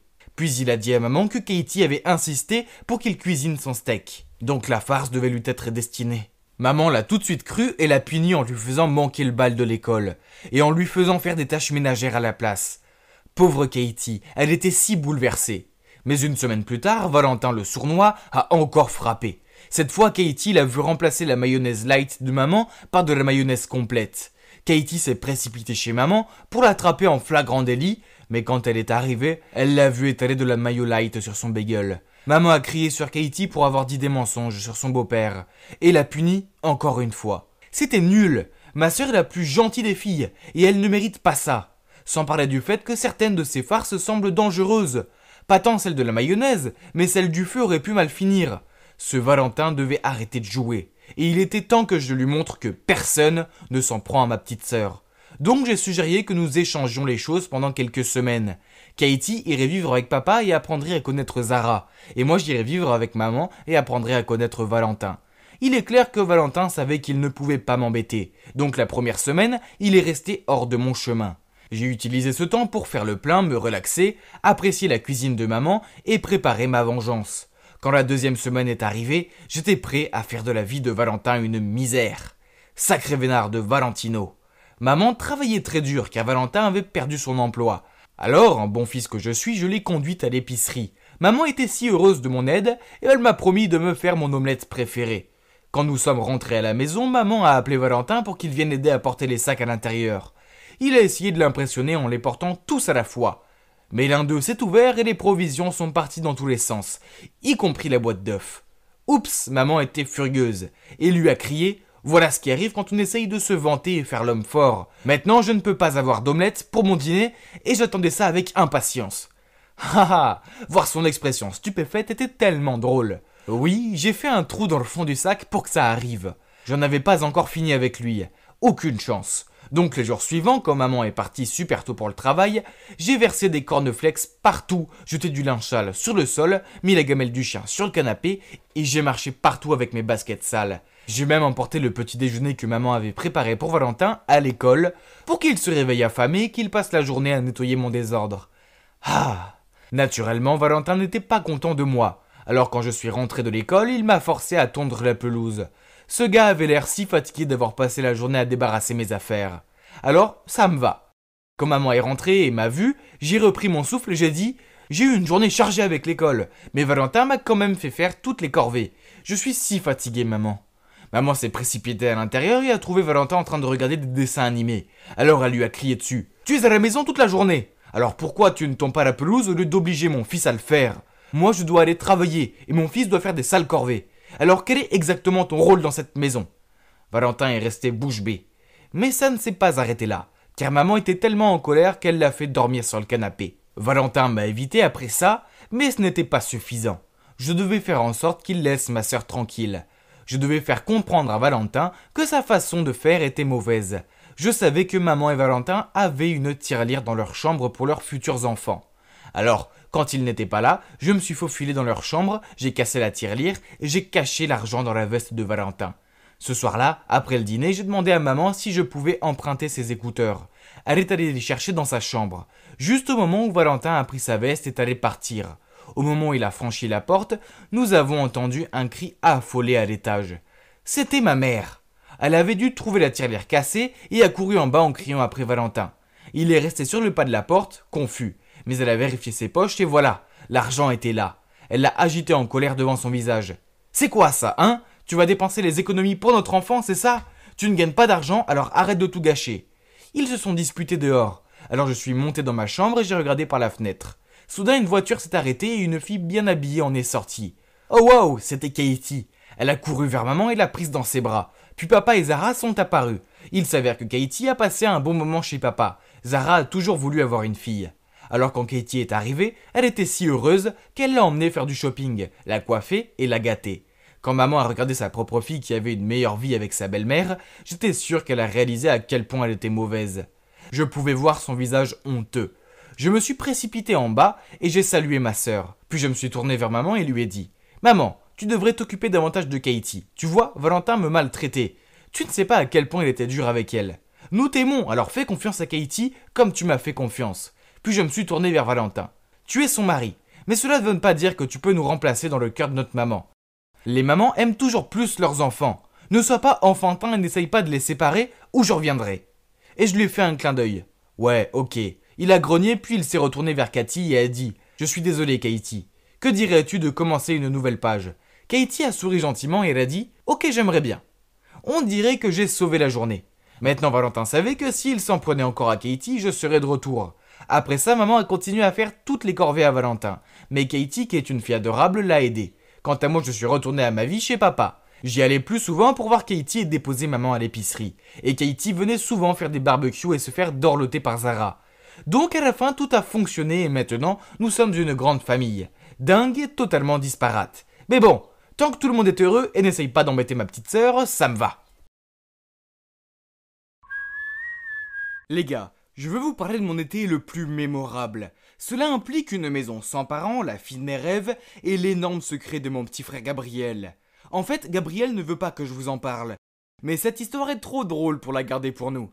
Alors restez à l'écoute. Laissez-moi vous raconter ce qui s'est passé. Imaginez la scène. Je suis là à manger des corn dogs quand mes parents annoncent qu'ils partent en vacances pour leur 20e anniversaire de mariage. Cela signifie que je serai seul à la maison toute la semaine dans notre grande ferme entourée de vastes champs. Ça a l'air génial, non ? Mais attendez, c'était encore mieux quand mes amis d'enfance qui vivaient maintenant dans une autre ville étaient aussi de retour en ville pour les vacances d'été. Bien sûr, mes parents m'ont permis de les inviter pendant leur absence. Tellement nos familles étaient proches. Oh mon Dieu, je n'ai pas vu Jules depuis plus d'1 an. Et sa sœur Amandine aussi. Ouais, je ne devrais pas dire que j'ai le plus gros béguin pour la sœur de mon meilleur ami. Mais c'est le cas. Bref, ça allait être un été au paradis. Mais vous savez, l'homme propose et Dieu dispose. Il s'est avéré que mes parents n'allaient pas prendre Gabriel avec eux parce qu'ils estiment que j'étais assez grand pour m'occuper de mon petit frère. Ah, quelle déception. Comment je pourrais impressionner Amandine quand j'ai un enfant pleurnichard à ma charge ? Je devrais réfléchir rapidement. Donc, dès que nous avons salué nos parents, je lui ai passé ma PS4 et lui ai dit « Gabriel, tu peux jouer dessus, mais seulement si tu me promets de faire ce que je te demande et de rester en dehors de mon chemin. » Bien sûr, il a accepté. Je veux dire, quel garçon de 8 ans ne voudrait pas jouer à Fortnite ? Je le surveillais de temps en temps et lui donnais du jus et des collations. De cette façon, j'ai eu beaucoup de temps à passer avec Jules et Amandine. Les choses se passaient bien les premiers jours, et rien ne vaut d'être entouré de son meilleur pote et de son coup de foudre toute la journée. Waouh, je ne pouvais pas détacher mes yeux d'Amandine. Elle paraissait encore plus belle. Et un soir, on était assis dehors, à regarder les étoiles. C'était tellement romantique, surtout quand Jules a trouvé ça ennuyeux et nous a laissés pour aller au lit en premier. J'étais sur le point de tenter le coup du bâillement et de tendre mon bras pour l'enrouler autour de ses épaules, quand Gabriel est apparu et s'est glissé entre nous. Je lui ai lancé un furieux regard et en serrant les dents, je lui ai demandé ce qu'il voulait. Il a juste haussé les épaules et dit « Nathan, j'en ai assez de ce jeu maintenant, je veux une glace. » Amandine a rigolé, puis l'a emmené pour en chercher. Quoi ? Comment ce petit crétin ose-t-il ruiner mes manœuvres ? Quel rabat-joie ! Il fallait que je trouve une nouvelle astuce pour gérer ce gamin agaçant. Le lendemain matin, j'ai dit à Gabriel que s'il voulait télécharger un nouveau jeu de son choix, il devait aller dans le champ et trouver un épi de maïs avec exactement 200 graines dessus. On aurait dit qu'il allait pleurer, mais il allait dans le champ. Oh, comme je suis intelligent. J'ai envoyé mon petit frère se balader. Je m'attendais à ce qu'il abandonne au bout de quelques heures, mais non. Il a cherché toute la journée. Il a même réussi à entraîner Jules pour l'aider. Au final, il a quand même dû revenir les mains vides. Quoi qu'il en soit, je dois remercier mon stupide frère de m'avoir permis de passer un si bon après-midi avec Amandine. Cette nuit-là, on s'est assis tous ensemble dans le salon et on a raconté des histoires de fantômes effrayantes. J'espérais qu'Amandine flipperait tellement qu'elle se blottirait contre moi pour se protéger. Alors je leur ai parlé de la maison vide en haut de la route, qui était aussi la propriété de notre famille. Mes grands-parents y vivaient, mais elle était abandonnée depuis plus de 40 ans. Il y avait beaucoup de rumeurs sur le fait qu'elle était hantée. Un fermier a dit qu'il avait vu une femme fantôme près de la fenêtre, mais qu'elle s'était volatilisée. Et quelques d'autres ont affirmé avoir vu une silhouette effrayante sortir de la maison et les poursuivre. Amandine a gloussé puis a dit « Oh, effrayant ! On devrait aller voir. » Quoi ? Ce n'était pas ce que j'avais en tête. En fait, elle ne semblait pas du tout effrayée. Je ne voulais pas y aller. C'était vieux et effrayant, et rien que d'y penser me donne la chair de poule. Heureusement pour moi, Gabriel nous a fortement découragés en disant qu'il avait entendu quelqu'un pleurer dans cette maison. Et nos parents ne nous ont pas permis d'y aller. Et puis, venu de nulle part, j'ai senti un vent glacial souffler sur moi en sifflant, ce qui a fait dresser les cheveux sur ma tête. Et boum ! Les lumières se sont éteintes, laissant passer la pièce entière dans l'obscurité. Tout le monde était confus. Que diable se passait-il ? Je ne voulais pas mourir maintenant, pas tant que je n'avais pas encore fait part de mes sentiments à mon béguin. J'étais perdu dans mes pensées terrifiantes quand la lumière est revenue. Et tout le monde a immédiatement éclaté de rire. Oh mon Dieu! Je me suis retrouvé assis sur les genoux d'Amandine, la tête entre les mains. Il s'est avéré que c'était mon vilain petit frère qui avait éteint la lumière pour faire une farce. Quelle humiliation! Au moins Amandine a changé d'avis sur sa volonté de visiter la maison hantée. Mais les jours suivants, des choses bizarres ont commencé à se produire. Je suis allé chercher un truc à grignoter dans mon butin secret sous mon lit, mais qu'est-ce que c'est? Toutes les barres sneakers avaient disparu. Ça ne pouvait pas être Gabriel puisqu'il détestait les sneakers, n'est-ce pas? Ensuite, alors qu'on regardait un film, Amandine a commencé à trembler. Alors, étant le gars génial que je suis allé la chercher une couverture pour elle, mais toutes les couvertures avaient disparu. Quand je suis retourné et que j'en ai parlé à Jules et Amandine, Amandine a dit que c'était étrange, car l'autre jour, elle me trouvait pas son pyjama. Et le paquet de gâteaux rats de Jules avait aussi disparu. Alors, il y avait un vrai fantôme dans notre maison. Quant à mon frère, il agissait comme s'il était hanté. Il ne parlait presque plus et pendant 3 jours d'affilée à 18h précises, il disparaissait de la maison pendant des heures. C'était vraiment étrange, je veux dire. C'est le créneau horaire de son émission préférée. Il ne manquerait jamais Adventure Time sans une bonne raison. Pour moi, c'est génial que Gabriel ne soit pas là. Mais comme je suis le frère aîné, je dois quand même garder un œil sur lui car maman et papa n'auraient pas été très contents si je le perdais ou quelque chose du genre. Cette nuit-là, il a de nouveau disparu mystérieusement. J'étais très curieux et je suis parti à la recherche de Gabriel, mais je ne l'ai trouvé nulle part. Paniqué, j'ai couru dans le jardin en criant son nom. Finalement, j'ai senti une main frapper sur mon épaule. Mon cœur battait la chamade. Je me suis retourné pour voir Gabriel debout, en sueur. Je lui ai crié dessus. « Tu ne peux pas juste t'enfuir sans dire un mot, où étais-tu » Mais Gabriel a répondu calmement. « Et alors ? C'est mon affaire, pas la tienne ?» Puis il a couru directement à l'intérieur. Il se moque de moi. D'accord, s'il veut jouer au secret, alors ça ne me dérange pas non plus de jouer au détective. Je devrais découvrir de quoi il s'agit. Alors j'ai réuni Amandine et Jules et j'ai trouvé un plan génial. Le lendemain, au déjeuner, comme prévu, Gabriel est entré dans la cuisine et tout était prêt. J'ai posé sur la table un pot rempli de bonbons attirants, et comme prévu, Gabriel en a immédiatement pris une poignée et les a mis dans sa bouche. Oh, regardez son visage heureux. Il n'avait aucune idée de ce que je lui réservais. Juste après ça, nous sommes entrés dans la pièce. Comme il ne voulait pas être pris en train de manger en cachette, Gabriel s'est rapidement caché sous la table, et bien sûr nous avons fait semblant de ne pas savoir qu'il était là. Puis j'ai brandi ce pot de bonbons et j'ai dit « Les gars, devinez quoi ? J'ai commandé ces pilules en ligne, ce sont des légendaires bonbons invisibles qui font que personne ne peut me voir. » Jules a eu l'air surpris. « Incroyable, comment as-tu eu ça ? J'ai entendu dire que c'était un tel succès qu'il a été vendu partout. » Puis Amandine m'a demandé combien de temps on pouvait disparaître si on mangeait ces bonbons. J'ai répondu « Je pense que si on mange 4 ou 5 bonbons, on peut disparaître pendant 45 minutes. » Nous avons continué notre sketch, puis j'ai dit de laisser le pot de bonbons ici. Ainsi, demain, nous pourrions l'essayer et sortir faire des farces à tout le monde avec notre super pouvoir. J'ai fait un clin d'œil et tout le monde a hoché la tête. Maintenant, où est passé Gabriel encore ? J'ai demandé et tout le monde a hoché la tête. J'ai encore attrapé une pomme et je l'ai fait tomber par terre. Puis j'ai immédiatement regardé sur la table pour la chercher tout en faisant semblant de ne pas voir Gabriel. Il avait l'air absolument stupéfait, essayant de ne pas faire de bruit. Maintenant que Gabriel pensait qu'il était invisible, il est sorti en rampant et a fait toutes sortes de choses amusantes devant nous. Danser, secouer ses fesses et faire la roue à travers la pièce. C'était si difficile de garder un visage neutre et d'ignorer son existence. Puis à 18h, Gabriel a quitté la maison avec un sac à dos. Mais comme il se croyait invisible, il est passé devant nous sans hésiter. Il n'a pas oublié de me tirer la langue avant de partir. Hein, quel idiot! Nous l'avons suivi et devinez quoi, il est allé dans la maison abandonnée. Nous nous sommes cachés derrière un arbre pour regarder et soudain la porte s'est ouverte en grinçant. J'étais un peu effrayé alors je me suis accroché au bras d'Amandine. Quelqu'un a couru vers lui. Une petite fille. Oh non, c'était un fantôme ? Amandine a dit. Oh mon Dieu, elle porte mes vêtements. J'ai regardé de plus près et j'ai réalisé qu'elle n'était pas un fantôme mais en fait une vraie petite fille. Gabriel a donc caché cette petite fille dans notre maison abandonnée. Et c'est pour cela qu'il nous répétait encore et encore de ne pas venir ici. Comme Gabriel pensait qu'il était invisible, il a continué à courir autour d'elle en disant « Tu ne peux pas me voir, n'est-ce pas ?» Il avait l'air si drôle alors que la petite fille était totalement désorientée pour comprendre quoi que ce soit. Et c'est à ce moment-là que nous avons fait éruption en criant « On t'a eu !» Bien, bien, bien. Regardez qui est le grand gars qui cache sa petite amie ici. J'ai sorti le sac à dos de Gabriel qui était rempli de barres de sneakers et d'autres objets manquants. Gabriel était choqué et bafouillé. Ce n'est pas ce que tu penses. La petite fille a fondu en larmes et a dit « Je m'appelle Zara, je me suis perdu et Gabriel m'a aidé. » Gabriel a dit qu'il avait rencontré Zara un jour dans le champ de maïs. Elle était seule et avait faim alors il l'a emmenée ici et s'était occupé d'elle. Il n'a pas osé nous dire parce qu'il avait peur qu'on se moque de lui. Oh, je ne pensais pas que mon petit frère, habituellement stupide, était capable de faire de si bonnes choses. Alors je l'ai pris dans mes bras et j'ai dit « Je n'en veux à personne, Gabriel, tu as fait ce qu'il fallait et Zara, tu seras en sécurité ici. Emmène-la chez nous et j'appellerai quelqu'un pour l'aider. » Heureusement, la police a déclaré qu'elle recherchait également un enfant disparu. Et le lendemain, Zara a retrouvé ses parents. Il s'est avéré qu'elle se trouvait dans une gare bondée lorsqu'elle s'est perdue. Confuse, elle a suivi un homme portant le même chemise que son père, et c'est ainsi qu'elle s'est perdue dans nos champs. Oui, mon frère est un peu agaçant parfois, mais c'est un bon garçon avec un bon cœur. Depuis, on s'est rapprochés et j'ai utilisé mes économies pour récompenser mon frère avec une console à lui tout seul. Quant à moi et Amandine, disons que notre relation est toujours dans la zone d'amis pour l'instant. Mais Jules a peut-être remarqué quelque chose et il ne semble pas s'y opposer. Alors laissez-moi un peu de temps et souhaitez-moi bonne chance.